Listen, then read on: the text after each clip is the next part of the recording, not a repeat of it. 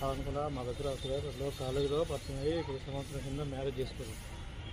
కొద్దిగా మేము దానికి యాక్సెప్ట్ చేయలేదు, మ్యారేజ్ చేసుకున్నాం అంటే లవ్ మ్యారేజ్. తర్వాత ఇక్కడ హైదరాబాద్కి వచ్చి హైదరాబాద్ ఆరోగ్య సమాజంలో చేసుకుంటాం మ్యారేజ్.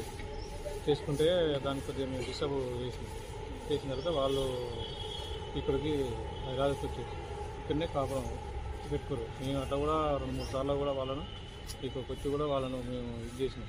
అంటే మామూలుగా మాట్లాడి చేసి ఎంకరేజ్ చేసి సరే తీసుకుపోదని అంటే దాని మీద మా వాళ్ళు ఎవరు రాలేదు. దాని మీద మా పాప గిట్ట కొద్ది రోజుల దాకా మంచిగానే ఉండదు.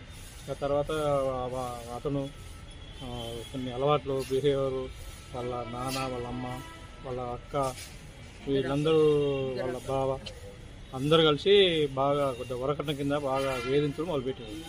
మాకు వేధించడం 2-3 సార్లు కూడా మమ్మల్ని ఇబ్బంది పెట్టి ఇట్లా సంగతి మమ్మల్ని అని చెప్పి కూడా ఫోన్ చేసి జరిగింది.